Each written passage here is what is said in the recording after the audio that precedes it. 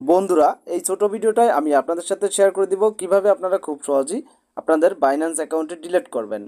সেক্ষেত্রে আপনারা সরাসরি আপনার বাইন্যান্স অ্যাকাউন্টের ভিতর চলে আসবেন। তো আমি দেখতে পাচ্ছেন আমার বাইন্যান্স অ্যাকাউন্টের ভিতরে আসি।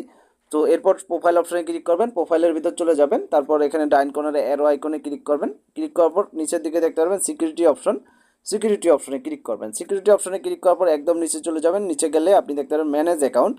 জাস্ট ম্যানেজ অ্যাকাউন্টে ক্লিক করবেন। ম্যানেজ অ্যাকাউন্টে ক্লিক করার পর দেখতে পাচ্ছেন ক্লোজ অ্যাকাউন্ট।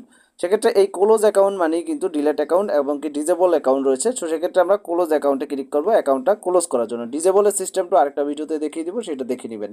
তো এরপর দেখেন আদার্স কোনো মানে আপনার দেখতে পাচ্ছেন রিজনটা কি, এটা কেন আপনি ক্লোজ করতে চান, জাস্ট একটা যে কোনো একটা রিজন দিয়ে দিবেন। তারপর এখানে কন্টিনিউ অপশনে ক্লিক করবেন।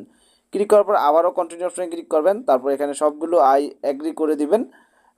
তারপর কনফার্মে ক্লিক করবেন। তারপর দেখেন যেটা যেটা বলা হয়েছে এগুলো দেখতে পারবেন। জাস্ট আই এগ্রিতে ক্লিক করে তারপর ক্লোজ করে দেবেন, মানে আপনার ডলার টলার থাকলে দেখাবে ওইখানে। এরপর হচ্ছে ইমেল ভেরিফাই কোড, জানি যেই ইমেলটা দিয়ে আপনি অ্যাকাউন্টটা তৈরি করেছিলেন সেই ইমেলে কিন্তু একটা ভেরিফাই কোড যাবে, আপনাকে কিন্তু কোডটা দিতে হবে, নয়তো কিন্তু আপনি অ্যাকাউন্টটা ডিলিট করতে পারবেন না। তো এটা কেন, আপনারা অনেক সময় আছে কি অ্যাকাউন্ট ডিলিট করতে চান, তারপর অন্য মানুষের অ্যাকাউন্ট তার হঠাৎ করে ডিলিট করতে চান। জাস্ট কোডটা আসছে, আমরা কোডটা দিব 953 953, ওকে, 95399 মেবি এরকম কিছু ছিল। ওকে, 953, ওকে ওকে সরি, ওকে 953 599 দেখেন কোডটা দেওয়ার সাথে সাথে এখানে কিন্তু আপনার your account has been close. তো এখন কিন্তু আমাদের অ্যাকাউন্টটা ক্লোজ হয়ে গেল, এই অ্যাকাউন্টটা ডিলিট হয়ে গেল।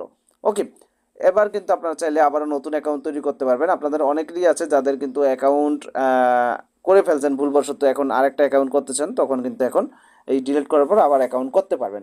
সো একই এনআইডি দিয়ে কিন্তু মাল্টিপল অ্যাকাউন্ট করা যায়, কিন্তু ইমেলটা চেঞ্জ রাখতে হবে বা চেঞ্জ করে রাখতে হবে।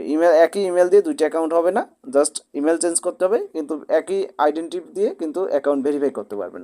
সো আশা করি বুঝতে পেরেছেন। ধন্যবাদ সবাইকে। নতুন চ্যানেলে সাবস্ক্রাইব করে আমাদের সাথে থাকবেন।